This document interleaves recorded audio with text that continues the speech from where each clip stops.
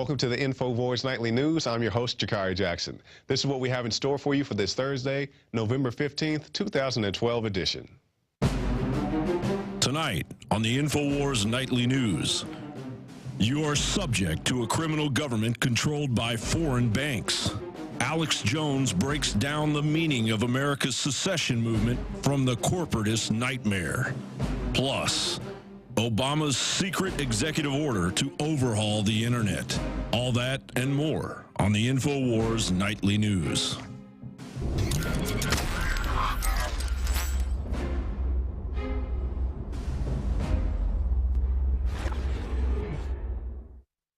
And welcome back.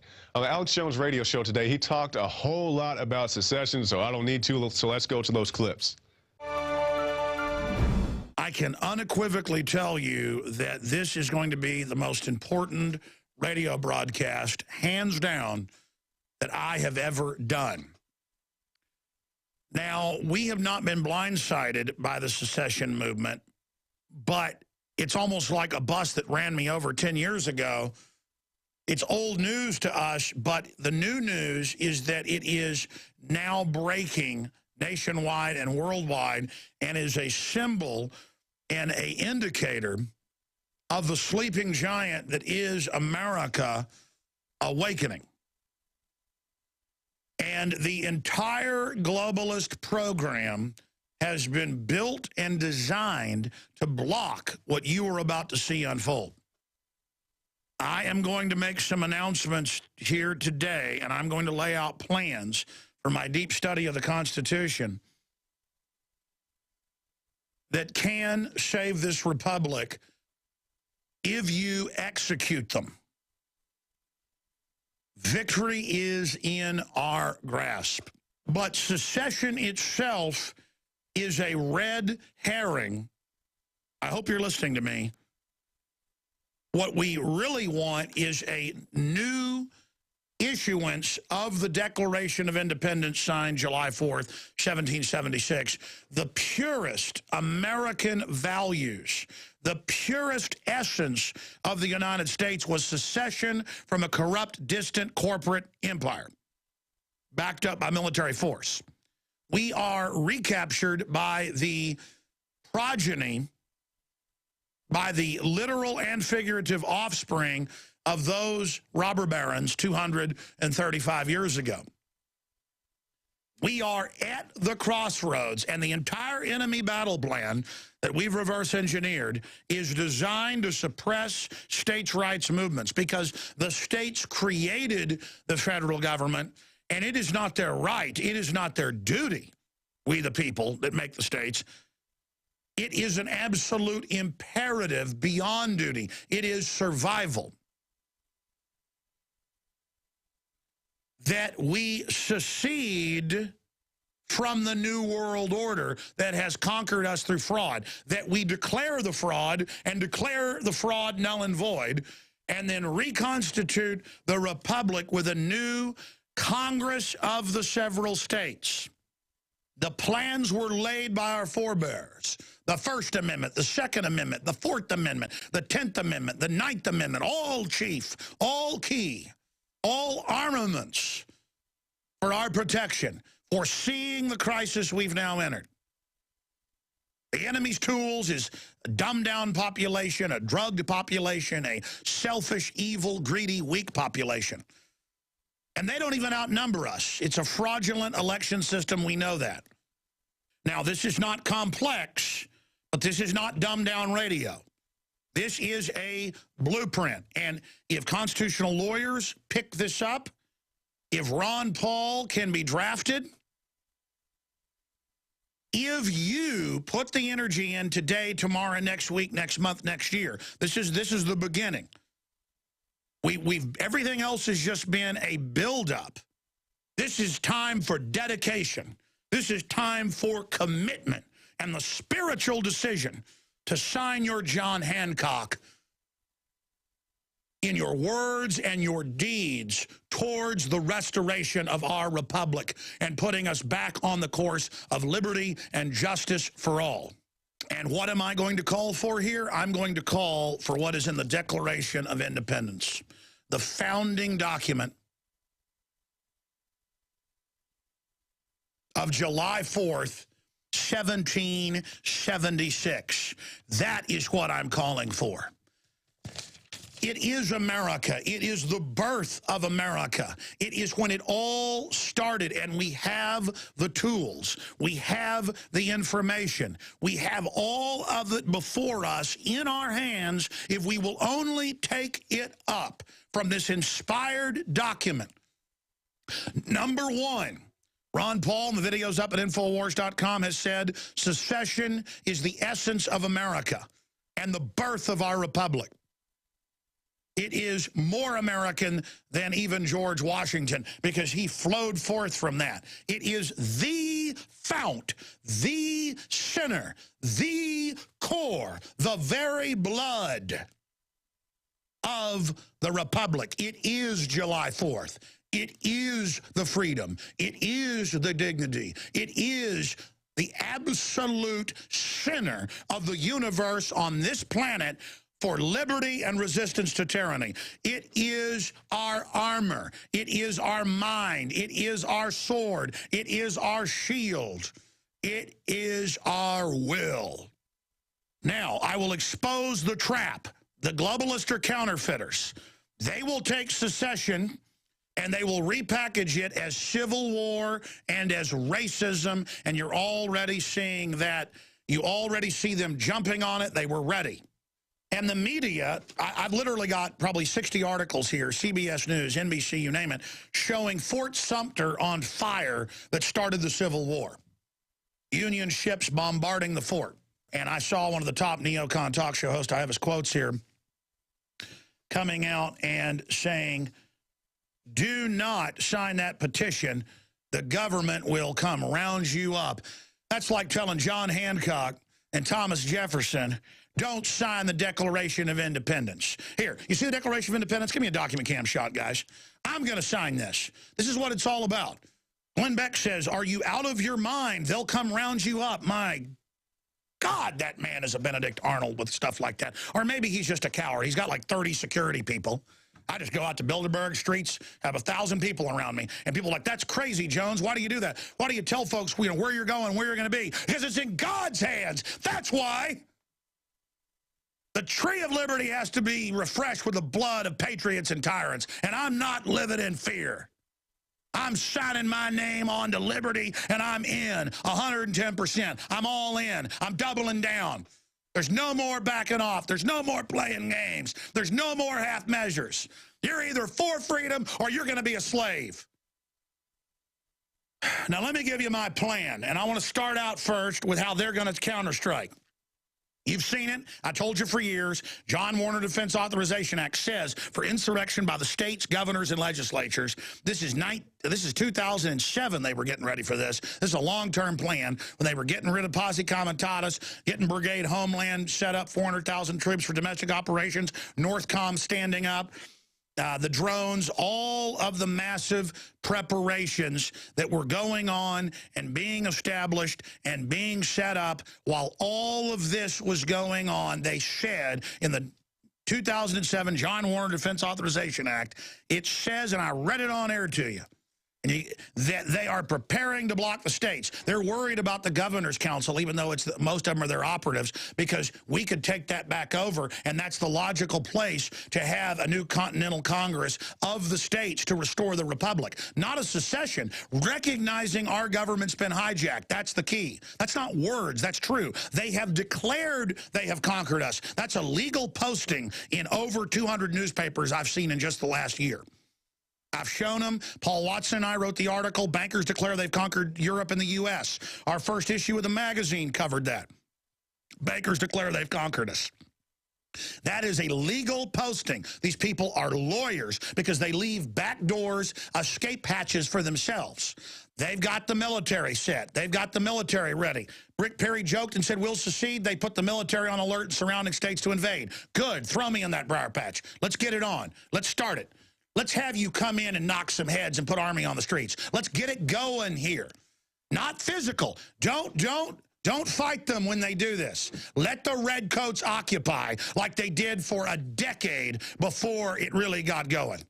No offensive attacks. Let their evil flow. Continue. They want to start the fight. Let them shoot first. We have the moral high ground. They'll probably stage some false flags to then blame it on us so they can get the moral high ground. Continue to expose their main weapon that we've almost destroyed, false flag. We've false flag, inside job, staged event, provocateur event. It's now in the nomenclature. It's now in the popular culture. Keep running that offense on them. They're going to invoke race war. You've seen it. Just, you don't like government-run health care, you're a racist. You don't like world government, you're a racist. You don't like election fraud, you're a racist. You're a racist, you're a racist. It's that division with the illegals and the inner city folks and the poor people who are victims of the mind control, just like the general public. That will be the globalist weapon system and their constituency. Their paramilitary police and the military are starting to wake up. But still, a lot of them are such authoritarians and drunk on power and drunk on the idea that they're moral. And drunk on the brainwashing they've been given, that a lot of them will try to prosecute a war of intimidation against us. They train Northcom for this. They understand this is the remedy in the Constitution. Not some secession where some guy declares themselves the king of Texas. But Texans saying the federal government has been hijacked by foreign globalists that have bragged that they've conquered us. You go into the legislatures with papers with the examples of the news and the bankers announcing that there's a world government and we've been conquered. Their announcement, we've been conquered. You go in with the Declaration of Independence saying it's our right and duty to throw this off. You call for the state legislature associations, the gubernatorial associations, not the new 10-member FEMA Governor's Council that's the counterfeit over the governors getting together, or the rural affairs under Department of Defense, Homeland Security to run the rural areas. This is an emergency reorganization plan by design, modeled after the Mao and Lenin and Stalin takeovers of those countries and surrounding areas. We know their attack profile. We know their bombing runs. We know their plan. If the military and the police try to execute the gun confiscations that Obama and the NRA has documented, has planned, physical turn-ins of all semi-autos, there will be a civil war when that starts. We will be, people that resist will be called terrorists. And the media is saying it's secession 2.0, civil war. We're going to fight the gray coats. We're going to fight that's already the branding. No, we're not fighting gray coats and blue coats. This is northerner, southerner, westerner, black, white, Hispanic, Asian. If you want freedom, if you want out from under socialism and globalism, then you are 1776. Own it. Become it. Politically, just let them keep engaging us and abusing and stomping all over us. And just document, while moving politically to delegitimize them, to expose them. When they brag and post public notices that they've conquered us, we've been conquered. We've been taken over. They're trying to mop up the media. They put the internet kill switch in years ago. Now they've announced it under secret order. They're getting ready the new wars to try to get us to rally around. The economic implosions, all of it. This is going to be one Hades of a fight. We have got to accelerate the states' rights movement, the nullification movement, and we have to control the debate and not let them, which they've been waiting for, phrase it as racist and a hillbilly claiming he's the president of this state or that state. We have to say, no, this is from 1775, 1776, the join or die, and it's the New England, New York, New Jersey, Pennsylvania, Virginia, North Carolina, South Carolina, Maine. You've got the states right here that were the colonies that were being overrun and treated like slaves, and checkpoints on the roads. And now what's happened is the globalists have come in. They've come in and they've taken control of the head. And then the head has gone into all the parts and extracted the wealth,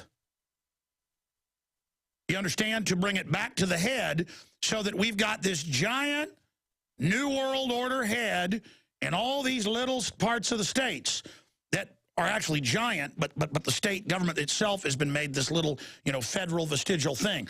We have to separate from the hijacked globalist government, and we have to go with the pieces of the states and constitute the new head, and then we join.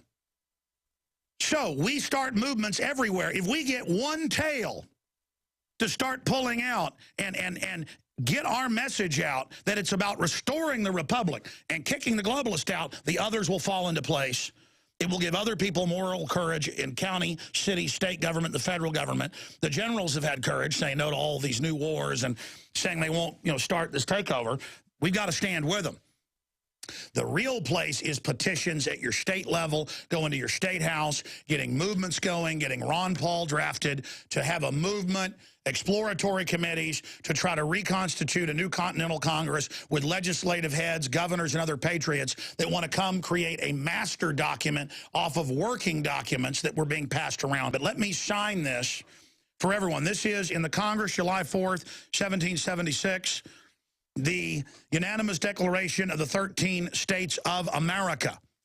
They seceded from the corrupt British Empire and created their new government. We're seceding from the New World Order that hijacked and killed the Republic, and we're re-uploading the Republic. See, John Hancock, it was a death warrant, and many people lost their families, lost everything that signed this. I'm going back to July 4, 1776, because the neocons are saying, don't you dare sign these. And I am publicly signing the Declaration of Independence against the New World Order, against the Federal Reserve, against the globalist. And I stand with those in Europe fighting for their sovereignty against the very same crime syndicate. All right, so you saw the clips there, and with more on this, we have in studio Mr. Alex Jones. How you doing, Alex? Jakari, good to be here with you. This is such an exciting time because the media is demonizing everyone who is basically calling for secession, even though that's how our country began seceding from the corrupt British Empire. But the globalists had bragged that they've hijacked our federal government. And so then what do? Well, you've got to have the states who created the federal government pull out, admit that it's illegitimate, right, and really call it like it is. And Ron Paul did that in his farewell speech that you guys have been covering, saying we're being run by global government, by NATO, by these big banks, right, who brag they've done it.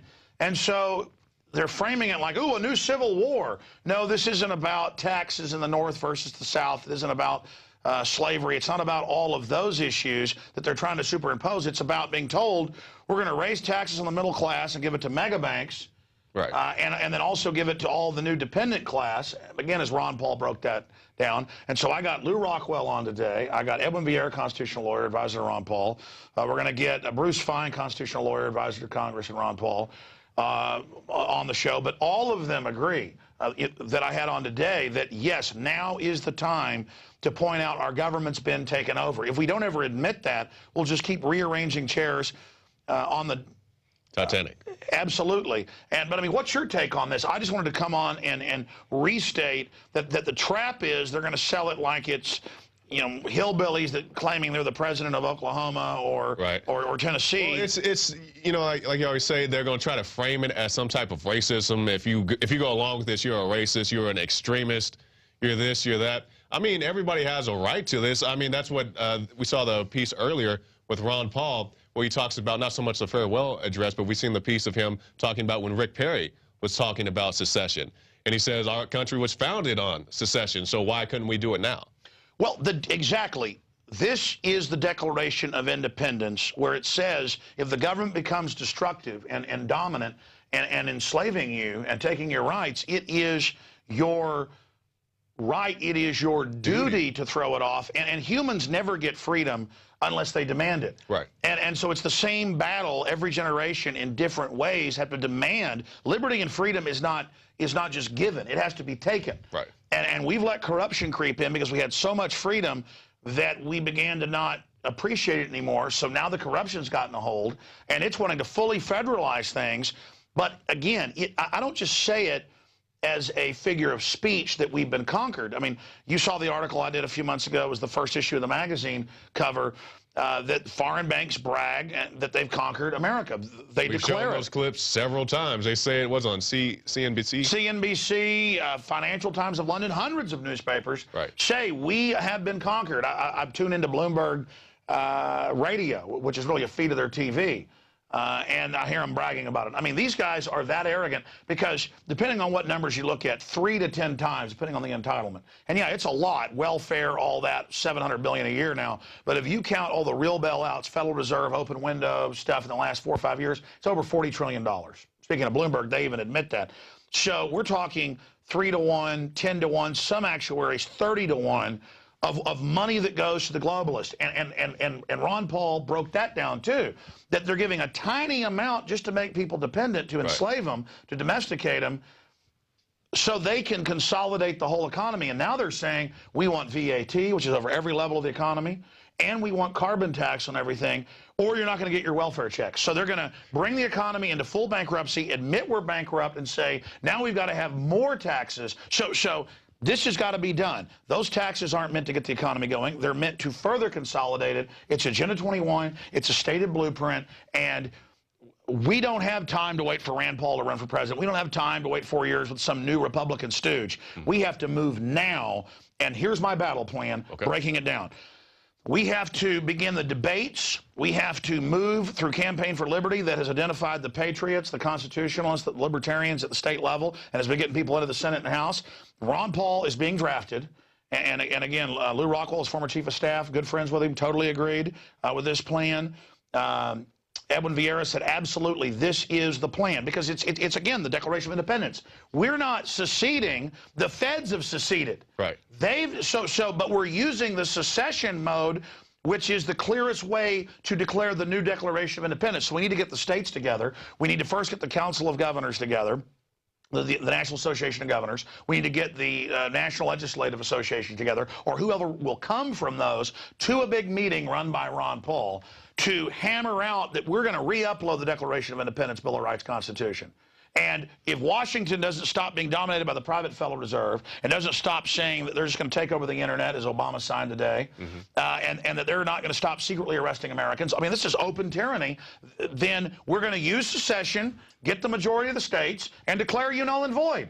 That's the Declaration of Independence, that when it becomes destructive of our liberties and our freedoms, it's a right, it's a duty to do it. And so they can call it secession, they can call it civil war. I mean, I've got some of the petitions that 20, 30, 40,000, depending on which one, have signed right here. Maybe we can do a document cam shot on these. But Jakari, and this is just a print off from last night, stripped citizens, up over 40,000 on one of these now, stripped citizens, strip the citizenship from everyone who signed a petition to secede and exile them. Exile them to where? I'm exiled inside the occupied U.S. under the New World Order, under FEMA Region 6. How about you exile me back to America? How about you exile me back to the Republic? Right. How about you beam me to that place instead of these hijackers telling us? Lew Rockwell got emails from groups threatening him at LewRockwell.com. We showed him today, saying, you better be loyal to this country or you're going to get arrested. Loyal to the country. I'm hearing I'm under world government and a North American Union that Bush signed in 2005 with Vicente Fox and Paul Martin. I want the traitors out. I want a clear thing. Hey, you're not going to, because here's the deal. It's not just corrupt boss hogs that have hijacked us so they have power. They want to ruin us, to fundamentally break us so everybody has to basically go on welfare in a nightmare socialist system. This isn't some, European-style soft socialism. This is a hard re-education. I mean, this is the military on the streets, TSA, 1.6 billion bullets, arresting people for their speech, censoring people, arresting talk show hosts. Right. This is what they're promoting. And they say grant funding for formation of training of loyalist state militias to retake any and all states that may secede. I mean, they are chomping at the bit in here, saying, take our citizenship, exile us. Right. This is their response. And then Glenn Beck comes out and says, don't you think about this. This is a civil war. This is treason. You don't sign a petition saying, I want out of this. Well, that's a fundamental right in the Declaration of Independence. And they've got a few Republican governors coming out saying, don't you dare be part of this. Don't you dare even have the states go, whoa, we got an out-of-control group. I mean, what if, parenthetically, let's just say for the sake of debate, like Red Dawn, 50,000 Russian troops parachuted in a sneak attack over D.C. Right. And just said, we are now in control, we are the central government. Are we all supposed to go, oh, well, we better not secede against the lawful authority, let's just do what they say? No, it's like, wow, they've hijacked our country, they've taken over, we're going to get the states together to decide how to respond to this. Right. I mean, this is how domination works. We have a corporate takeover of America happening by foreign mega banks who brag they've done it, who are bringing in paramilitary force now to suppress us. They're training us to be slaves at the airports, abusing us. They are training us now with checkpoints on the highways. They're announcing that we're going to give you a $100,000 fine, 6 years in prison if you wash your car. The feds are announcing. I can show mainstream articles. No, we showed it yesterday. But it sounds insane because tyranny is insane. This Agenda 21, while they cross-species engineer, while they feed us deadly GMO, while they dump toxic waste in the ocean and tell us radiation isn't bad and reactors can blow up and it's no big... The environmental movement isn't run by environmentalists. They get to destroy the earth while posing as the good guys and say carbon dioxide and soap suds from our car, 6 years in prison. And there you go, the 24 hours of BS, as we've christened it here at the Infowars. Exactly. That's Al Gore pushing to get carbon taxes that are literally paid to his exchange, Gore and Blood. Right. No pun intended. Right. That's the name of the group in England. It's not Blood and Gore. It's Gore and Blood's the name of the group. And then Obama and the Rothschilds have another big exchange. People can look this up. Again, folks, I'm talking fast because I'm excited. Everything we were warned about with the globalist is coming true. So the bad news is this is real tyranny. These are authoritarians based on a eugenic system. The good news is people are waking up and getting upset. So we've got to make a stand because they intend to carry out this takeover. They intend to stage false flags and blame them on the liberty movement. They intend to start new wars. All of this is now happening, and Obama's the front so that they can create a clash between, well, everybody that's liberal or everybody that's a quota minority or really the majority, because, you know, now the way the media has done it, voting together. And then even if Republicans or conservatives try to then go vote for Republican, they're controlled too. It's now reached that crisis point, but they're going to invoke this to get Americans fighting with each other. The globalists want to bankrupt everybody, and we've got to reach out to old, young, liberal, conservative, Catholic, Christian, Muslim, Jewish, black, Hispanic, white. We've got to get this message out, ignore the propaganda about race, now it's a new civil war, and say, civil war, we've been conquered. We've got to get that talking point out, which is starting to happen. So this is historical. We've got articles up at Infowars.com and PrisonPlanet.com where we're codifying my basic ideas based on history and the Constitution. Right. Constitutional lawyers have agreed with me. It's now time to draft Ron Paul and draft others to get the exploratory things going, to create a focal point to bring this together. Or we can just kiss our freedoms goodbye, because I'm here to tell you something, folks. You can talk about buying more guns and ammo and waiting for a war while they cut your economy off and plan to starve us out and make us dependent. That is not the answer. The answer is offensively InfoWar, expose and discredit the globalist and their UN, world government, corporate, fascist takeover, while preparing to defend our families. But we need to take the states, the counties, the cities back. That means you've got to get aggressive. Jakari, I'm ranting here, but do you have any other points you'd like to add? No, that's pretty much all I can say, Alex.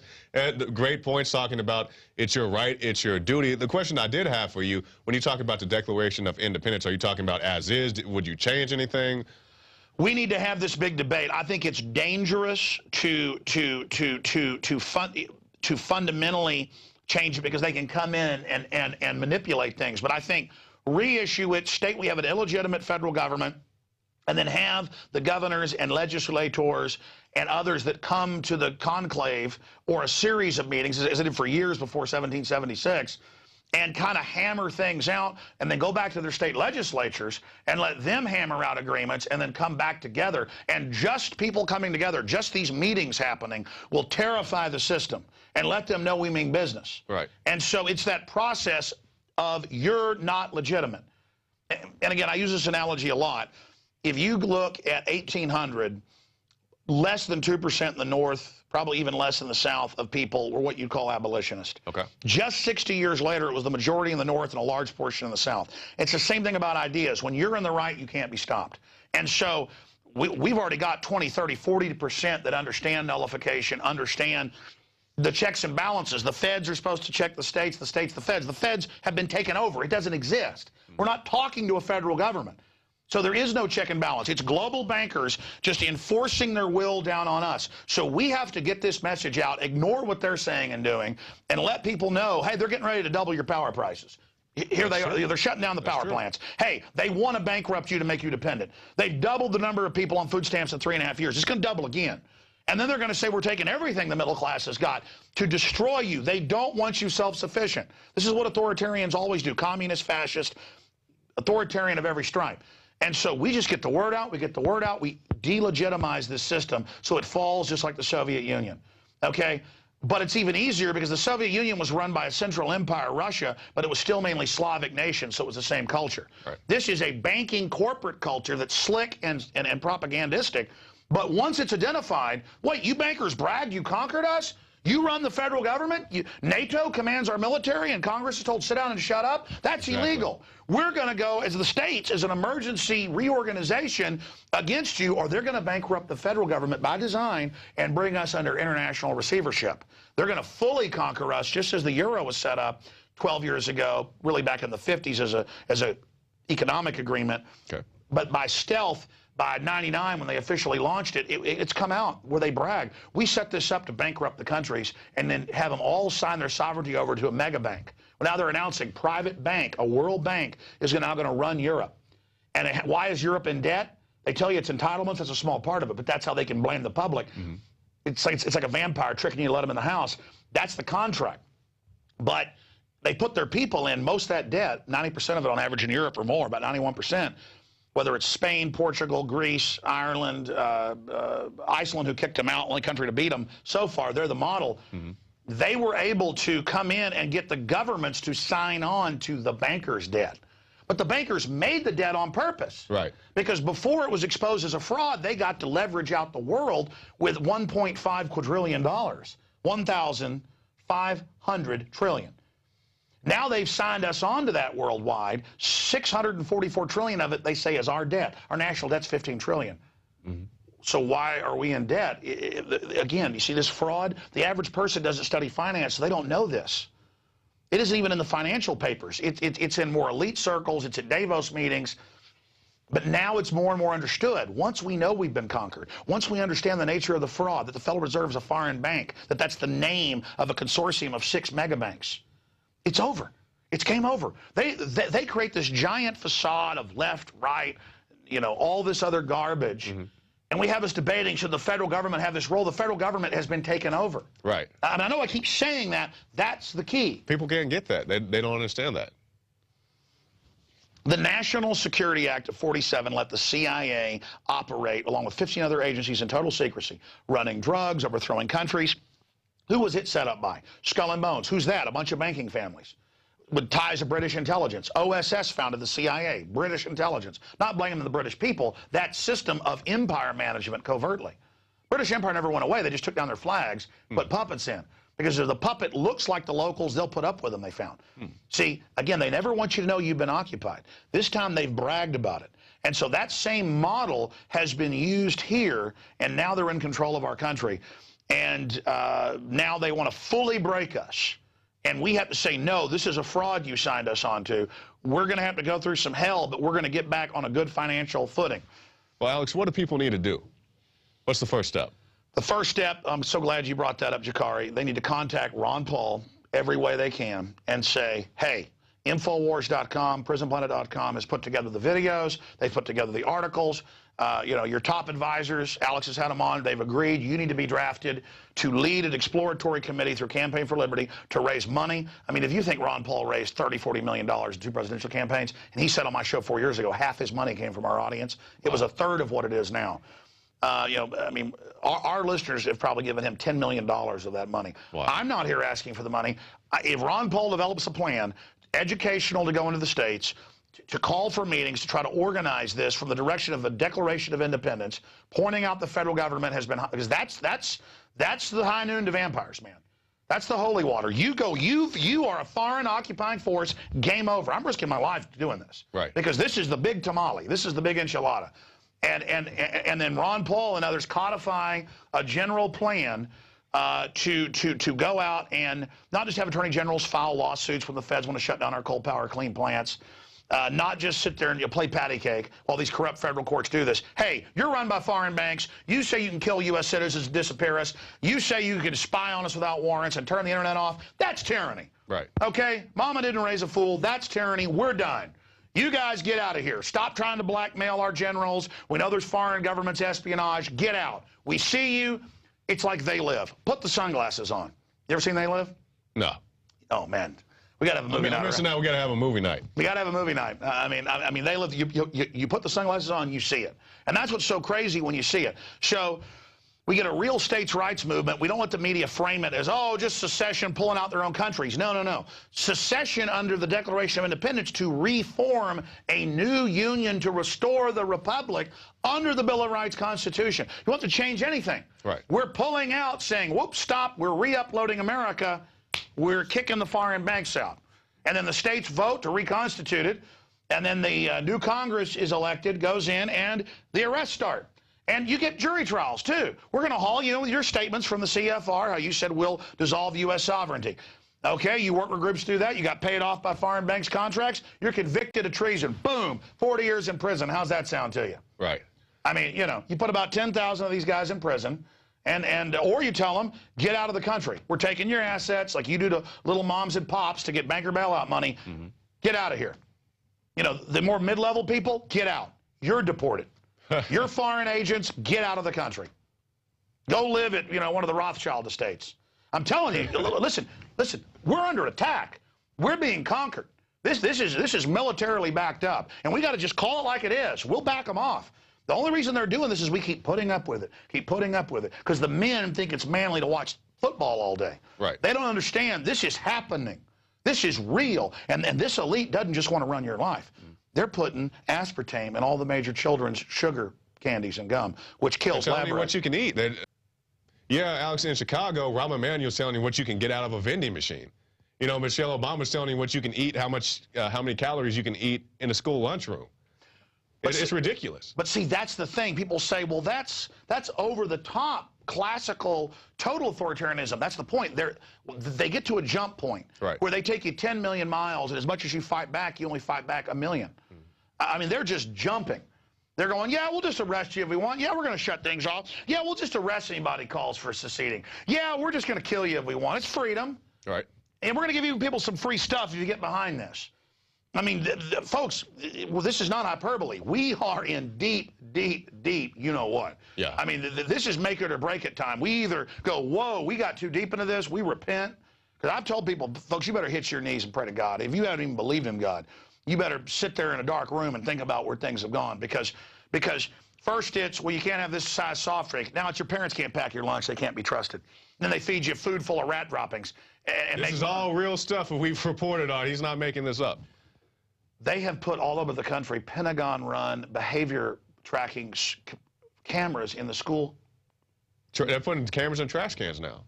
To see what you throw away, because that's going to be the new tyranny, micromanaging everything you do for the earth. Well, it's for the earth. Oh, yeah. It's for the earth. I mean, they admit, the Club of Rome said back in the 60s, we're going to use environmentalism to totally take control. And it's going to be an anti-human religion. While they do all these real bad things to the environment. Jakari, everybody out there, we have got to move to checkmate the globalists who've hijacked our federal government and are now dissolving the states. The states have got to wake up. All the minions that have been paid off to be part of the system, they got to just step aside. Right. Because there's no future. The elite we have are eugenicists who are spiking the food, the water, the air with poisons, and they say they want to kill us. Once they get their world government in place, and the good news is, now I hear Rush Limbaugh and Glenn Beck talking about eugenics. Mm-hmm. Now people are getting it. Okay? I mean, the most exciting thing is this broadcast and the people that watch are able now to push things out in the mainstream. And because we are talking about reality, we're not debating within their fake construct. Right. You know, they project this big giant system, and then it looks like it's real, and we're supposed to, like it's one of those, you know, video games where it's a alternate reality, and people go actually buy stuff in that false reality. Yeah, yeah. That's what the television and the culture is becoming. That they're trying to insert us really into a matrix, and we all have to be Neos out there. We all have to be Morpheuses out there to go out and find the Neos and say, look, you know, you're a slave, and you better wake up to it. And we're not offering a utopia like the socialists are. It's a hard road for liberty, but it's it's long-term, totally empowering. And the problem is it creates so much wealth that then you get decadent again. Yeah. The problem is freedom is so good, it makes you strong. You know, I sat around for 10 years just working on the show and things and gained, 50 pounds. And, now it's hard to get that weight off. Right. But I'm doing it, but I feel so much better. I mean, it's the same thing. We just have to incrementally build our liberty muscles. Jakari, I know you've got more coming up, or is this the end of the show? No, this is the beginning of the show, actually. All right, my friend. I mean, there's so much tonight. I see him in there playing clips of me from the show. Yeah. What else you got coming up? We're going to get into the news, and actually Aaron has an interview coming up, and I do as well, with Miss Medea Benjamin, talking about some drones, #drones. We're going to do that pretty soon, so you guys watch out for that. So any last remarks, Alex? No, that's just it. I mean, the show's so huge now. Some nights an hour, some nights 3 hours. I mean, I'm just got to get it to what we got to get down to an hour so we can start broadcasting. Yeah, we're going to do that soon. So, but everybody can take these video clips. Every PrisonPlanet.tv membership is now 10. So pay it forward, get everybody watching. We're reaching millions a week, and it'll soon be tens of millions just via Infowars Nightly News. Jakari, what is your take on what I was saying today? I mean, is it exciting, or do you? It is exciting. I mean, just like you were talking about on the radio, how you signed the Declaration of Independence and all this stuff. It's an exciting time. And like you said, people need to take action, because people say, Alex, you always talk about this and that, but what can we do? Draft Ron Paul is your suggestion. So contact Ron Paul. Yes, as a figurehead, but also to help lead it, put on that mantle, and then you go talk to your legislator. Right. And we'll do events where we say, all right, everybody hit your legislature today. Go walk in, storm it. And that's what the media called it. We just showed up and said, we don't want the TSA here. Right. I mean, get aggressive. Get off our back, New World Order. Stop trying to train us that you tell us what to eat, what to do. They're giving kids forced inoculations all over the country without parental consent. Right. That's a felony. Right. They're just doing it. They're telling the cops, go out and beat people for no reason. Go out and taser them. A lot of cops are going, whoa, I don't want to do this. Right. Everybody in the system, by little decisions you make every day, will make or break this. It is the moral fiber of America that has degenerated. The television sells the most horrible evil on purpose. Mm-hmm. In fact, we have coming up tonight a piece that I know will be controversial. Over 100 years ago, they had the screw tape letters, which is like conversations the devil's having with a demon. And because the devil's greatest trick is convincing the world he doesn't exist. And so I've done a piece where I play both characters, Satan talking to his son, the Antichrist, and the Antichrist is a banker, a globalist. Right. And he's talking about how he wants to destroy humanity. Because a lot of these Luciferians think they're going to get all this power out of it, and they're going to live forever, and they're going to become gods. That's not the plan. It's to kill, steal, and destroy. And as Lew Rockwell said today, the state in history gets always taken over by evil. Christ, when he's taken up on the mountain by the devil, says, all these kingdoms I control, all these governments, I can put you in place of them right now. Right. That the devil is in control. The power, the prince of the air, God of this world. And people can say, well, I don't believe in the devil. Well, I've studied the globalists. They do. Oh, yeah. Okay, these people are Satanists, okay? They are Satanists. I mean, lower level, they're Satanists and think they're getting power. Mid-level, they're Luciferians who think, oh, Lucifer's God, and they're going to get all this. But at the very top, they are pit of hell beyond Satanist. Because Satanism is a word. Total death, total destruction. In fact, perhaps we should just go to break here before the next guest with the Satan Speaks. You guys have that loaded in there? We can go to break to it? Fantastic. We've got it. Jakari, take us out. All right. Well, I'm not sure how I'm going to follow that. But after this break, well, when we go to this break, you'll see the Satan Speaks piece. And then after that, I'll be back doing the news. And then Aaron Dykes will have an interview as well. I will have another one coming up after this. So let's go to the Satan Speaks.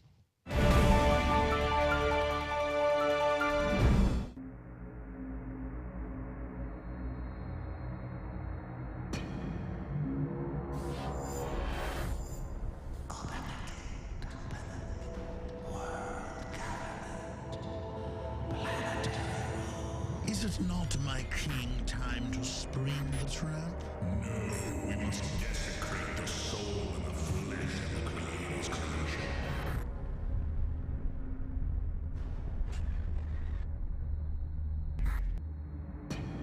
The chain of life broken forever.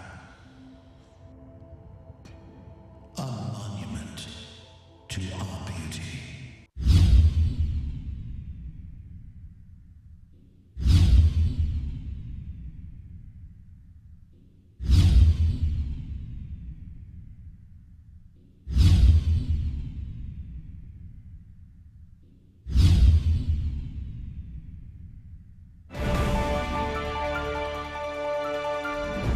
Top story, Drudge linked. Now, you've been talking about the secession movement, and we actually got a Drudge link talking about this. If we can pull that up, guys, on the screen. So let's take a look right here at this. Okay, we'll scroll down a little bit. And there it is, I think. Okay, Radio Talk Show talks about, and then brings you to the Ron Paul clip here. So definitely appreciate Drudge taking a look at our articles. And that's a great speech. Oh, actually, not that one in that C-SPAN video, but we'll talk about Ron Paul's latest speech here in 1 second. Now, let's move on to our next story. GOP governors distance themselves from secession movement. If you guys can pull that up on the screen right there, we'll take a look. If we scroll down, we'll see what governors have to say. We see that Bobby Jindal, a representative of Louisiana, said that he thought secession was silly. Scroll down a little bit more, we see Tennessee Governor Bill Haslam said, I don't think we'll be seceding, and he doesn't think that it's a valid option for Tennessee. So not all governors are on board with this, and that actually brings us to our next story when we talk about Ron Paul. Ron Paul, secession is an American principle, and we have a video of Ron Paul that we can throw to right now. Rick Perry, our governor here in Texas, the statements he made about possible secession. Now, he didn't call for secession, but he was restating a principle that is that there was a right to secession, because all the states that came into the Union before the Civil War believed they had a right to secede. And it's very American. And you heard Ron Paul right there talk about what his governor, Rick Perry, said about secession back in 2009. Rick Perry is another one of these governors that doesn't really support secession. So it's really up to you, the people, as you heard us talk about with Alex Jones just a second ago. He said, hey, if you want something to happen, you need to take action. You need to contact Ron Paul, your representatives, and let them know that, hey, if this is something that you want, like I said, you may not be into it, but if it's something you want, you take the action, you take the initiative. We'll move on to our next story. In his final speech, Ron Paul warns of continuous march towards fascism. Now, this is a great speech that I actually had a chance to watch earlier today. Many people, I believe even Lew Rockwell, said that's one of the greatest speeches of our time, political speeches. So I definitely encourage you guys to do the same. So do we have a clip of that? Okay, let's throw it to the clip right now. About why those of us who believe in liberty as a solution have done so poorly in convincing others of its benefits. If liberty is what we claim it is, the principle that protects all personal, social, and economic decisions necessary for maximum prosperity and the best chance for peace, it should be an easy sell. Yet history has shown that the masses have been quite receptive to the promises of authoritarians, which are rarely, if ever, fulfilled. Should we have authoritarianism or liberty? If authoritarianism leads to poverty and war and less freedom for all individuals and is controlled by rich special interests, the people should be begging for liberty. This is that compared to 1976, when I first came to Congress, the desire for more freedom and less government in 2012 is much greater and growing, especially in grassroots America. Tens of thousands of teenagers and college-age students are, with great enthusiasm, welcoming the message of liberty. We should have more trust in ourselves, less in the government. Too many people have far too long placed too much confidence and trust in government and not enough in themselves. Fortunately, many are now becoming aware of the seriousness of the gross mistakes of the past several decades. The blame is shared by both political parties. Many Americans now are demanding to hear the plain truth of things and want the demagoguing to stop. Without this first step, solutions are impossible. Seeking the truth and finding the answers in liberty and self-reliance promotes the optimism necessary for restoring prosperity. The task is not that difficult if politics doesn't get in the way.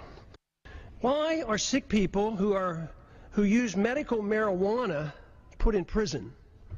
Why does the federal government restrict the drinking of raw milk? Why can't American manufacturers rope and other products from hemp? Why are Americans not allowed to use gold and silver as legal tender as mandated by the Constitution? Why is Germany concerned enough to consider repatriating their gold held by the Fed for her in New York? Is it that the trust in the U.S. and dollar supremacy beginning to wane? Why do our political leaders believe it's necessary to thoroughly audit? Why do our political leaders believe it's unnecessary to thoroughly audit our own gold? Why can't Americans decide which type of light bulbs they can buy? Why is it the TSA permitted to abuse the rights of any American traveling by air?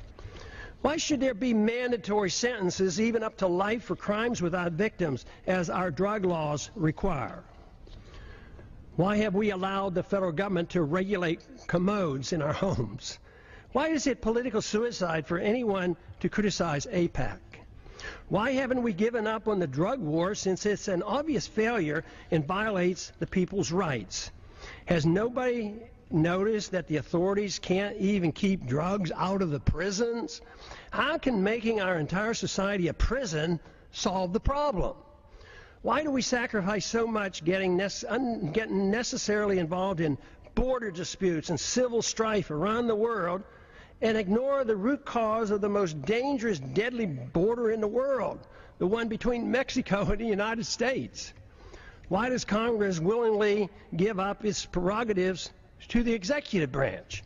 Why does changing the party in power never change policy? Could it be that the views of both parties are essentially the same? All right, and a great speech there by Ron Paul. Like I said, I definitely encourage you to check it out. I think the full thing is about 50 minutes long. And I believe on the Sunday show, we will premiere the whole thing. Well, not premiere, but we'll show the whole thing on the Alex Jones radio show on Sunday. So definitely check out that. We'll move on. Failure of cybersecurity bill in Senate paves way for Obama executive order. This by Kurt Nimmo. There is a good chance the president will sign an unconstitutional executive order. Republicans blocked the legislation in August and again on Wednesday, saying it would lead to further business regulation. In a final vote, 51-47, short of the 60 votes required under the Senate rules to bring up for passage. So this is one of the many things, we talk about this often. They're going to keep pushing this internet ID, this internet tax deal. So every time it pops up, just keep fighting it, keep getting the word out about it so people will know what's going on in the real world, because the internet concerns us all. I mean, it's the great new media. You know, so if you like government regulated taxes, it's going to be a big deal. So we'll move on to our next story. Obama's secret directive paves way for continued military cyber offense. In mid-October, President Obama signed off on a secret directive that will enable the U.S. military to use newly created computer viruses to attack any organization or country deemed to be a cyber threat. And if we can hold on for just 1 second, I like what the article points out here. It says not only a country deemed a threat, but also an organization. So, I mean, if you think your organization is all well and good, it may not be to the Obama administration. Will continue. In the same way, the Bush administration employed terms such as preemptive when considering the invasion of Iraq. The Obama administration has shrouded its cyber policies in language that legally allows the military to go on the offensive in cyberspace.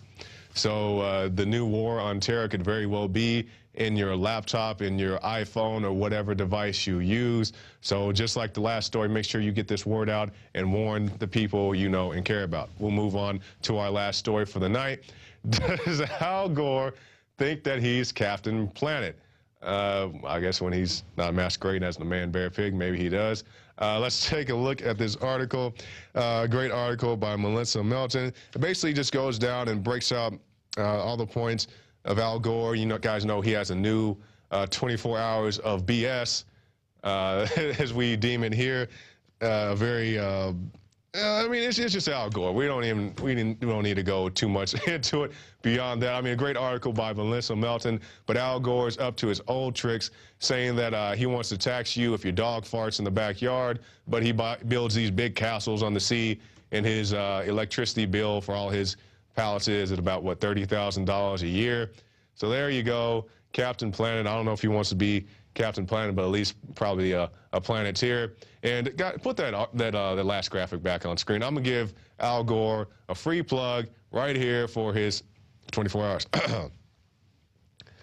Join Al Gore for another 24 hours of bull. Okay, and we'll leave it right there. Actually, that probably should have been the quote of the day. But we'll go now to our quote of the day, and let's get right into it. No people in no part of a people shall be held against its will in a political association that it does not want. That by Ludwig von Mises, and I'm sure if I mispronounced that, you YouTubers will let me know.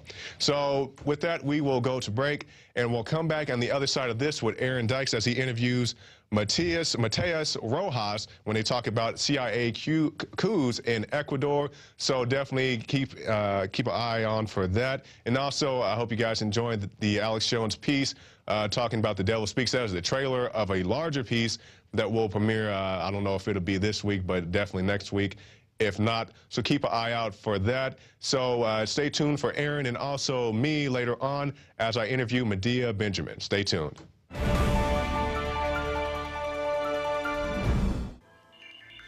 Alex Jones here with a message that could revolutionize health in this country. Going back about a year and a half ago, I began to learn about the incredible health effects of longevity products. Aaron Dykes lost 92 pounds. We're going to show you some before and afters. Aaron, break down what happened, your story. I've worked really hard with diet and exercise to try to lose weight, but I just didn't get the results. It just didn't happen. Then I saw what you were doing with InfoWarsTeam.com. I wasn't even trying to lose weight, but I got it because I wanted to feel better energy. I wanted that nutrition. Didn't even understand how that could kickstart my own weight loss goals, but the products did that for me. I found myself suddenly losing weight, more energetic, wanting to exercise, wanting to eat the right foods. And they don't even advertise it as weight loss. I want to challenge our radio listeners to go to InfoWarsTeam.com, sign up as a distributor, and get wholesale pricing discounts at InfoWarsTeam.com.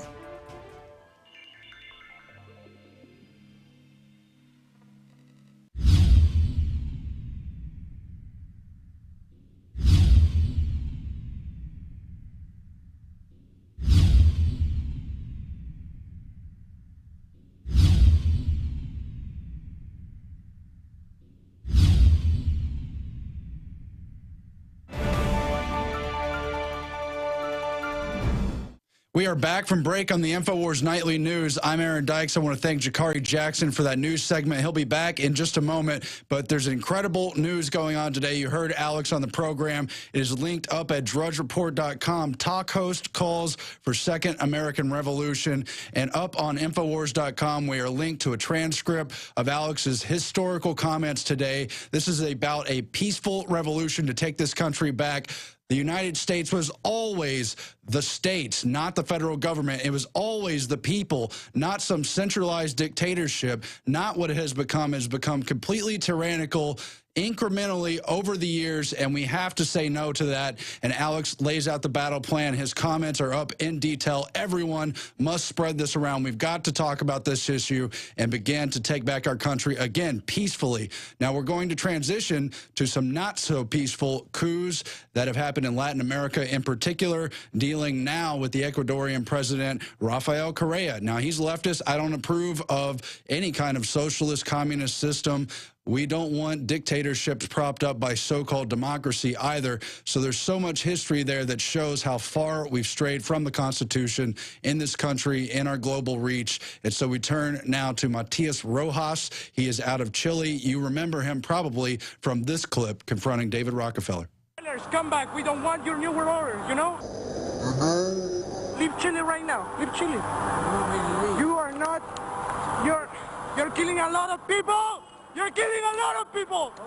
Leave here! Leave Chile right now! Leave Chile! Leave Chile! We don't want your world government! Leave Chile right now! Leave Chile, okay? Leave Chile! Your family is the most disgusting in the world, you know? Leave here! Leave! Leave! You also, you're a traitor to Chile! Mr. Agustino, you're a traitor to Chile, okay? You're a traitor to Chile! What you're doing right now, okay? Okay? Okay? You know everything. You know everything. You're participating with him. You're participating with him in this. Your world government will fail, okay? It will fail! Your world government will fail! Will fail! Will fail! You know it! Leave Chile right now! We don't want you here! We don't want your disgusting thing here! Leave Chile now! And that was the confrontation with David Rockefeller in Chile. Joining me now is Matias Rojas. His website is verdadahora.cl. His YouTube channel is N.W.O Noticias, and he has been involved in lots of activism down there in Chile with a worldwide resounding. Thanks for joining us, Matias. How are you, Aaron? I'm pleased to be reporting for Infowars. And we appreciate you joining us. Now, last week you put out the article. You had worked with journalists down there in Chile who have tentacles all across Latin America. CIA allegedly using drug money to overthrow the Ecuadorian president, Rafael Correa. And why don't you just tell us about some of those findings? Well, this started because of an investigation that was carried out by a former inspector in the Policía de Investigaciones, the PDI, the equivalent to the FBI in Chile. He was an inspector in the PDI. He discovered that 300 kilos of cocaine were being entered monthly to Chile, from Argentina to Chile, and that members of his own institution were over there escorting the cocaine together with police, the Carabineros, and the Chilean army. So he went to La Moneda, the main government building, with the whole investigation that he had carried out, he was doing. He met with then Minister of Interior, Rodrigo Hinspeter. He handed over this carpet with the information to Hinspeter, and Hinspeter said, well, in 4 days I will have everything solved.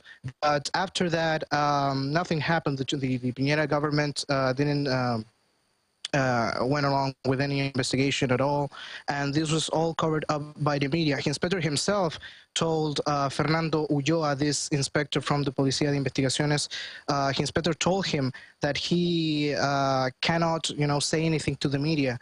So once that a year happened after that, a year in 2012, in August of 2012, this PDI inspector blew the whistle on this. He talked to the press. He talked to an independent media outlet called Panorama News, and he said that Hinspeter was covering up a huge drug smuggling operation.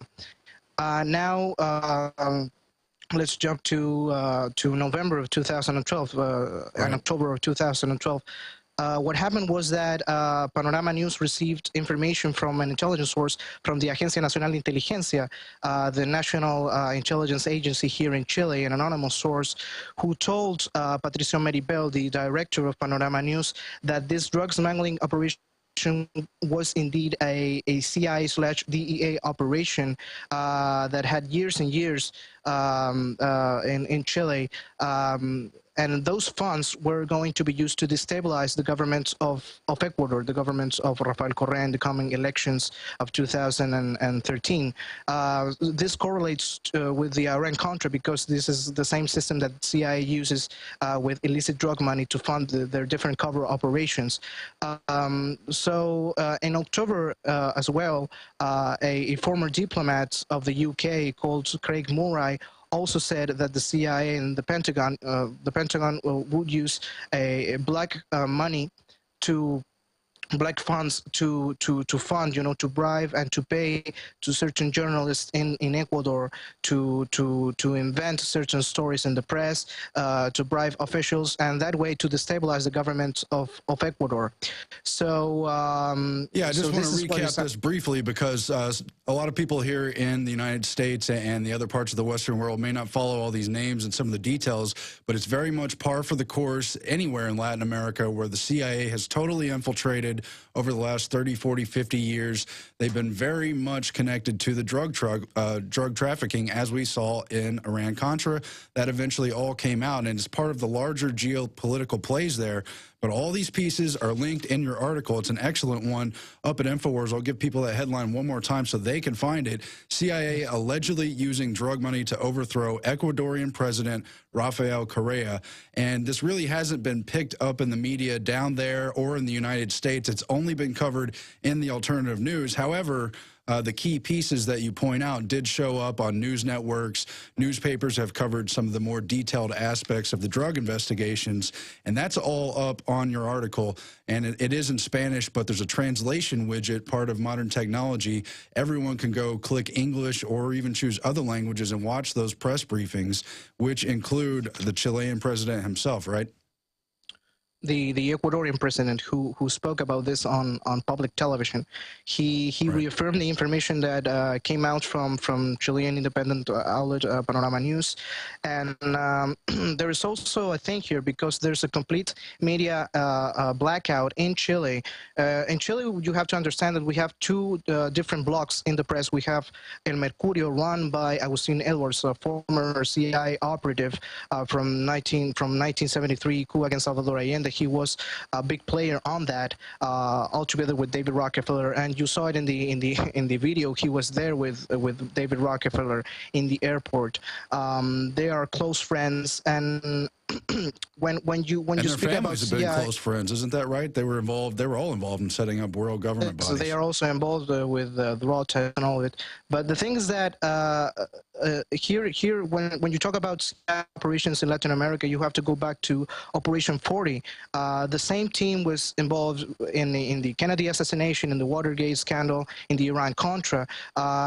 This Operation 40 was an operation, a black operation, you might say, of the CIA to overthrow different countries, different governments all over the world. And here in 1973, it was, you know, the Chile was chosen, you know, to be overthrown. We here in Chile, as I said, we have two blocks in the press. They are covering up this the best they can. But this investigation comes from the permanent link between the Chilean army and the CIA. This is not the first time that the Chilean army or Chilean authorities have been linked to the CIA with drug smuggling operations. We have to remember that in 1985, a drug dealer called Iván Barandica came to Chile. He was a former Marine. He was a former CIA cooperator. He worked with the CIA in Nicaragua to smuggle guns, you know, arms to the Contras. He came to Chile and he advised the Chilean military junta of Augusto Pinochet for drug dealing. This was all, you know, exposed by some journalists such as Francisco Martorell and others. And in one video that this guy, Iván Barandica, when he blew the whistle on this CIA/Chilean operation, he started talking and he started to give names. For instance, he gave the name of the son of Pinochet who was involved in that. He was Marco Antonio Pinochet. He also gave the name of a Chilean businessman of Syrian origin called Edgardo Batich Villarroel, who was also involved in this cocaine smuggling operations with the help of the CIA, or with the help at least of one of the former collaborators of the CIA, Iván Barandica. Batich was also the cousin of Monser Alcazar, this famous arms smuggler with links also to the BCCI bank scandal. But currently, the investigation that was carried out here in Chile by Patricio Meri, the independent Chilean journalist, he found out that there are two deaths linked to this scandal. One of the deaths being a soldier called Fabián Vega, murdered in June of 2005 inside his military site in Calama, a northern city of Chile. He was hanged. First, it was ruled as a suicide, but apparently he knew about this drug operations where the Chilean army was also participating. There is another dead linked to this scandal. His name is Nestor Madariaga Juantoc. He disappeared on March 21st of 2006. He was found with 2 bullets in his head. He supposedly committed suicide, but it's practically impossible that a person can commit a suicide with 2 bullets in his head, you know. He was found in Valparaiso, and according to the research that is being done by Patricio Meri, this journalist that broke the news here in Chile, he was used by the Police of Investigations, the PDI, and the Chilean Navy to transport a lot of tons of cocaine from Santiago to Valparaiso, part of the CIA / DEA drug smuggling operations. So this is huge, and it's being really silenced here It's in huge, Chile. and for people out there who don't know about this issue overall, Matias is laying out detailed history. Why does it tie to Chile? Well, it ties to the entire Latin American region, and this is part of the overall history, hundreds of years of colonialism. Starting in the last century, the latter parts of the 1800s, the U.S. really began to exploit the idea of exporting democracy so that they could corporatize and collect on all the resources in Latin America. And that's why you see hundreds and hundreds of coups, destabilizations, fomented rebellions, dictatorships on the right, really leftist, communist-leaning people on the left, and they use the excuse of communism. Later, they use the excuse of the drug war to get the CIA down there, to get U.S. troops involved, to back regimes that they want. And it's a very detailed history, but just in 30 or 40 years, in the time after World War II, you saw almost every Latin American nation have either a coup, a rebellion, something like that, a civil war. I've got a list just of the successful coups, not even including the attempted ones. There's a lot of important history not on this list. You've got Argentina with 6 coups in the 20th century, Bolivia with 14 coups, Brazil with 5 coups, Chile with 2 coups, Colombia had 1, Costa Rica had 3, Cuba had 2, the Dominican Republic had 3, Ecuador had 5, El Salvador had 4, Guatemala 2, Haiti 25 total, 15 just in the 20th century. Honduras had about 6, Nicaragua 2, Panama, Paraguay each with 1, Peru had 6, Uruguay had 2, and Venezuela had 1 successful coup. And again, that doesn't even include all sorts of other actions. For instance, in 1954, the United Fruit Company teamed up with the CIA. You had people like Alan Dulles on the board of United Fruit, also running the CIA, and they ousted Arbenz. It wasn't technically a coup, but they got the military to stand down and stop backing him. They ran propaganda operations to get him out of power, and then they turned around and threw the next guy out of power too. And that's the kind of trend you see.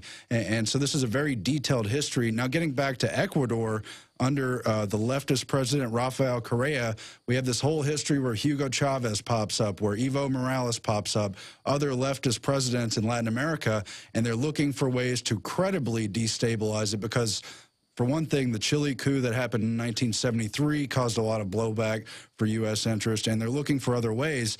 That's why your article deals with how the CIA wants to use their drug money just to oppose him in the press. Well, that's step one. If that doesn't work, they're going to take other means. And I've got just a few headlines on Ecuadorian President Rafael Correa from the mainstream media in the past several years. You got 2008, Ecuador says CIA infiltrated its military. Also in 2008 in December in Bloomberg, you've got Ecuadorian president tells banksters to take a hike. He said he was not going to pay his installment on the interest over some of those loans. That really made them mad. He also closed a military base over there in Manta in Ecuador. Yeah. Recently. Yeah. And tell us more about that, because I don't know the whole history. I've just grabbed some of the headlines I could find.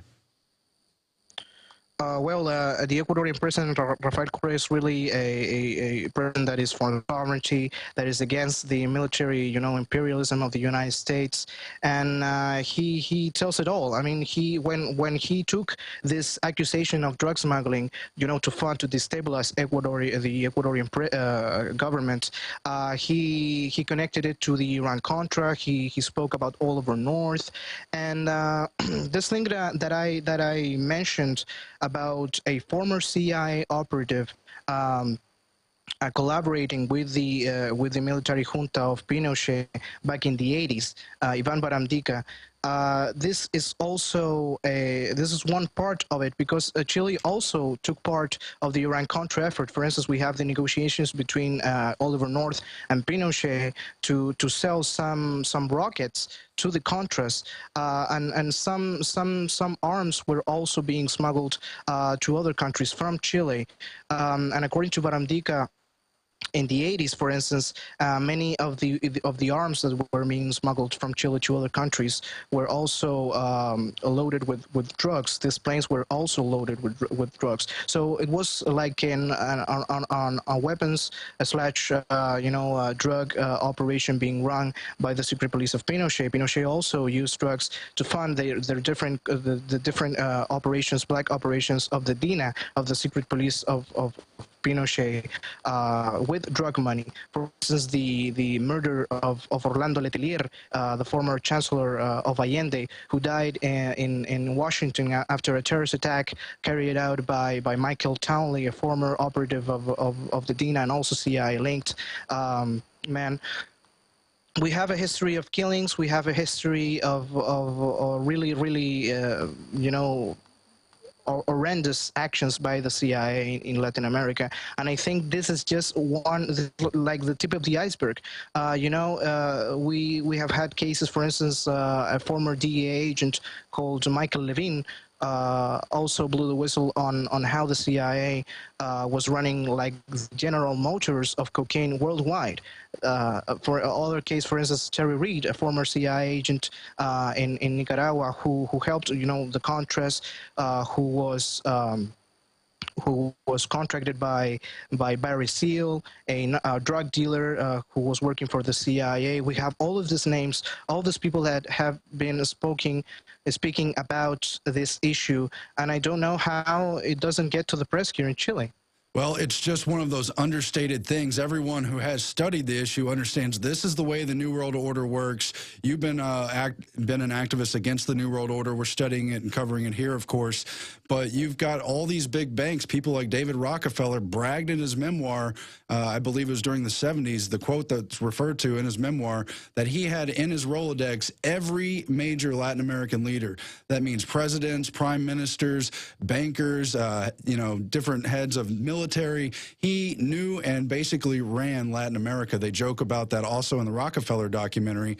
And now today in the modern day, you see some of these big banks getting in a little bit of trouble, having to pay out fines for admittedly laundering money for drug cartels, for terrorist networks, for, quote, rogue states. That's going on right now with HSBC. You saw Wells Fargo and Wachovia.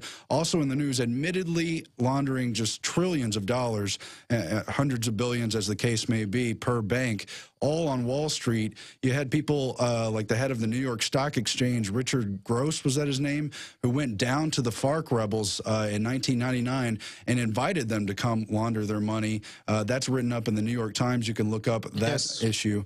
And there's so much more. It's a complex issue, but it's understood. It's known. That's how these banks do business. They're part and parcel with the CIA apparatus. Like the news that came out about the U.S. Border Patrol selling weapons to the cartel, the Sinaloa cartel in Mexico recently. Yeah, exactly. That's what I'm referring to. Now, on the case of Chile, again, there was the coup in 1973 with Allende, and Kissinger actually was indicted for that 25 years after the anniversary of that coup. I don't know if you know about that, but just by coincidence, it was on September 11th, 2001. He was indicted, I want to say, in France or somewhere else in Europe. Yes, I remember that in Switzerland when the Bilderberg group was meeting, some activists went to the meeting and carried this warrant for Kissinger for his crimes in Chile. Kissinger, for instance, was a big player in the Operación Condor, the Operation Condor, where all the secret police of all Latin America coordinated against, insurgency, against anarchists, against communists, against people, well-meaning people from the left that were part of these progressive regimes that were removed by the CIA. So there's a whole history, as I said, of horrendous blood and murder in Latin America because of the CIA. And this drug smuggling operation that just being exposed here in Chile is not the first one of the CIA. I would just say we're trying to expose the people who wish to create order out of chaos. It's about bringing these nations under submission. I think communism, at least the way it played out in Latin America, the way it played out in Africa, parts of Asia, was really an excuse just to wreck almost every nation and just recombine them until you have the right configuration that's subservient enough. and plus you get an excuse for these smaller skirmishes, different types of CIA operations. I want to read this quote from 1929. It was shortly after the U.S. Military Academy established a National Guard in Nicaragua, and you had Undersecretary of State Robert Olds from the U.S. who said, quote, "There's no room for any outside influence other than ours in this region. We could not tolerate such a thing without incurring grave risks. Until now, Central America has always understood that governments which we recognize and support stay in power, while those which we do not recognize and support fall." And now Nicaragua, he says, has become a test case, and we saw that play out over and over and over again throughout the 20th century. Of course, and the CIA is doing the same things now in Syria, for instance, funding the rebels, and you have to ask yourself, where is all the money coming from to buy all of those weapons, you know? Yep, and people can look into it. Gary Webb did his case study in Dark Alliance concerning just one sliver of the Iran-Contra scandal, where he linked the Hondurans who were involved in that triangle between Nicaragua, El Salvador, and Honduras, the smuggling of drugs. They shipped in the crack cocaine to the L.A. neighborhoods, got the gangs to distribute them, you know, really did a lot of damage to the black community here in the United States while they were using the DEA itself. You had a lot of these drug dealers who were part of the power apparatus in Honduras having official positions, even though they were convicted drug dealers and actively being pursued by the, quote, justice system in this country. And it was all just the CIA scam to hide them within their own system. Many people have died researching that. For instance, Gary Webb died in 2004, I think. Many people said that maybe it was really murdered and not, I don't remember exactly. Well, certainly, they call it a suicide, but it's very suspicious. Yes. Just like the suicide of Danny Casolaro and so many others. Danny Casolaro, for instance, was researching the BCCI bank scandal and the October surprise, how it tied into the Iran-Contra scandal. Here in Chile, we also had the death of a British journalist by the name of Jonathan Moyle, who supposedly committed suicide during a convention, an Air Force convention in Chile in the 1990s. But during the investigation, many things came up. For instance, that that one of the people who were involved in this drug smuggling and arms smuggling from the Chilean army, Gerardo Hoover, a colonel of Pinochet, who then also committed suicide supposedly. He tried to contact Jonathan Moyle and unsuccessfully until Jonathan Moyle, of course, committed suicide supposedly. But we have very, very dark things happening here. Things that don't have any answer from justice, that are just ruled as suicides, just as the two names that I gave you from 2006 with the soldier Fabian Vega, and in 2007 this it's an endless list. Tell us one more time where your website and your YouTube channels are and some of the activism you're going to be working on in the coming future. Well, my website is verdadahora.cl. We try to make to see, you know, this globalism from Latin America. Many of the things that are happening here in Chile are done covered in independent media outlets like yourself, you know, like Infowars. So we are trying to translate many of the information that comes from other countries. We also try to write many of the things, articles about how the CIA, how different corporations have done dirty things here in Chile and Latin America, and we try to wake people up from an independent press, and we have used the social networks to do that. I think that the internet is a great tool in this new century to wake people up, not just, you know, to be there in your room reading the news from your computer, but that brings you to go to the street and to protest. And we have seen, for instance, in 2011, many of the student protests in Chile that raised many of the issues, such as the constitution that Pinochet gave us, that many people want to change here in Chile, because that is the a constitution that was written in a dictatorship, and many people want to change it, and many people are waking up also to the political system here in Chile that is both controlled by the same economic interests. Certainly, and the internet is a powerful tool for that. It's time to get active. We need resistance around the world, and we appreciate what you're trying to do down in Chile. We need people all over the world doing this kind of stuff, and thank you for joining us, and people can check out your channel for other parts of your activism, but that is the way to do it. The Rockefeller clip is classic, but there's other good work as well, and we thank you for this article because it really received no attention at all, barely even in the alternative press. So thank you, Matias Rojas. And we are going now to break, but we'll be back in just a moment. Jakari Jackson is going to speak with Medea Benjamin of Code Pink. They've been protesting the illegal Pakistani and drone wars, Obama's entire drone operation. That is coming up. Thanks for watching the Infowars Nightly News. Insider billionaire investors like George Soros and John Paulson have recently made massive moves into gold, purchasing what Bloomberg News described as gold hoards. Soros alone doubled his holdings in a single day. Russia's Vladimir Putin has doubled down on gold, increasing the country's holdings by over 100%. With $1.8 trillion under management, the bond king Bill Gross, the world's preeminent bond fund manager at PIMCO, has warned investors of the dangers of QE3 and inflation. And what's he betting on? You guessed it, gold. Friends, this is Alex Jones for MidasResources.com. For more than 15 years, I have exclusively used Midas Resources for all my precious metal needs. Whether it's bullion or collectibles you're looking for, Midas Resources is simply the best. I own my gold as a hedge against inflation. This Federal Reserve fiat currency could go the way of the Deutschmark and the Weimar Republic anytime. In these historically dangerous times, it makes sense to physically hold gold and silver. Midas already has some of the best deals in the industry. But if you give them a call and mention the radio special, they will give you a list of the day's super specials. Midas brokers are standing by to answer all your questions at 800-686-2237. They also have a lot of informative free literature explaining the opportunities and risk of holding precious metals. They are ready to answer your questions at 800-686-2237. Again, that's 800-686-2237.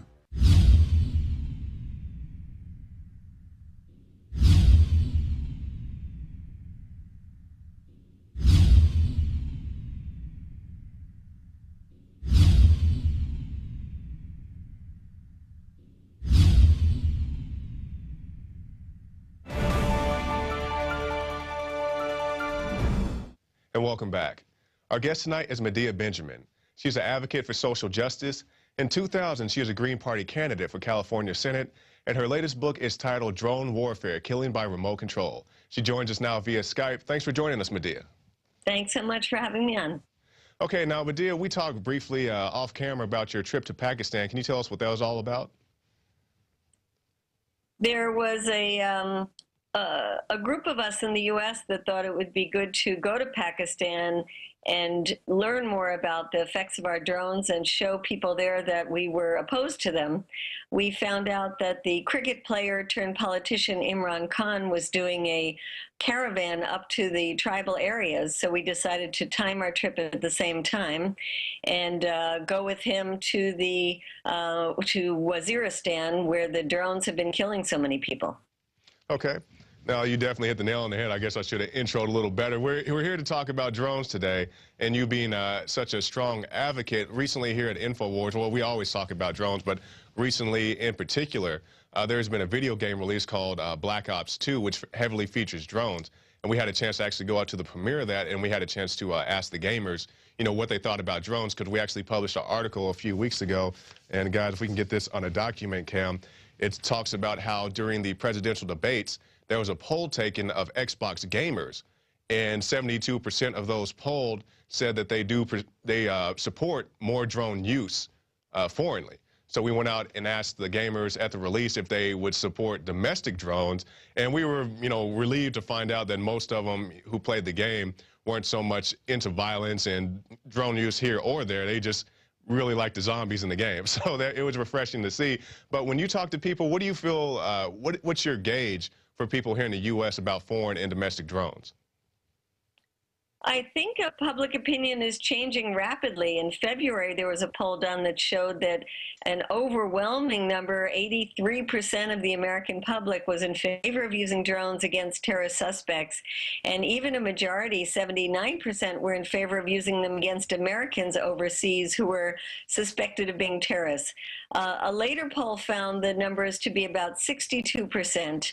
But I would say that they are rapidly declining as more and more people start to understand how these drones are killing a lot of innocent people. But probably more convincingly for Americans is that they aren't making us safer. The same poll that looked at opinions overseas at 20 different countries found the vast majority of people around the world are opposed to the use of these drones. So we just got to bring the American people in line with world opinion. Right. Now, speaking of Pakistan, we touched on that earlier. I saw a poll that said about 80% of the people killed in Pakistan were non-militants. Have you found similar numbers?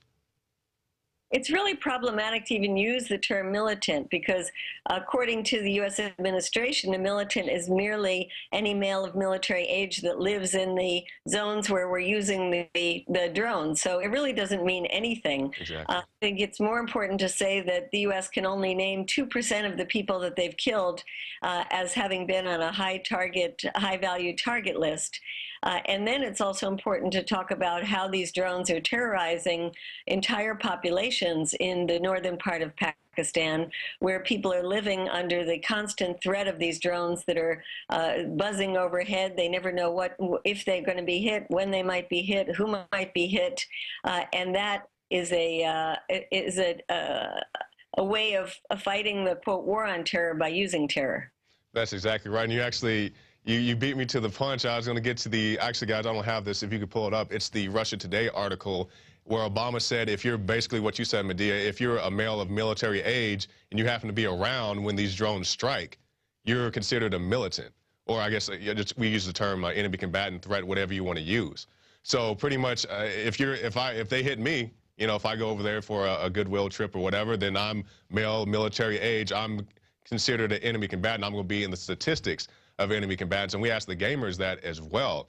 And then we asked the gamers, you know, when the drones, well, not when, they are flying drones here, U.S.-Mexico border, U.S.-Canada border. We even have reports of various, there's the article on screen. I know you can't see it, Medea, but Obama kill list, all males near drone strikes are terrorists.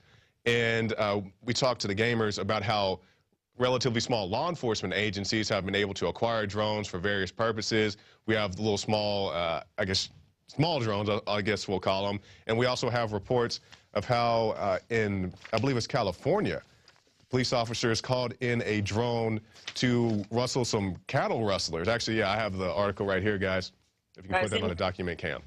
So what do you feel about police using drones here domestically? I think it's a very, very dangerous slope that we're on. It's really the drone lobby that is pushing for an opening up of our airspace, even though drones at this point are very unsafe. Many, many of them crash, and they can lead to a terrible invasion of our privacy. They have the capacity to turn this into a 24/7 security state. And I think many people of various political persuasions would agree that there's already too much surveillance here in the United States. So do you think that drones being in public hands could be a good thing as opposed to the big governments, as if to say if the government can spy on us using drones, the public can spy on them? Well, I don't think that's a particularly good way to go. I think that drones can be used for good purposes, like fighting forest fires or finding illegal loggers or tracing the paths of endangered species or any number of things, and even a number of commercial uses.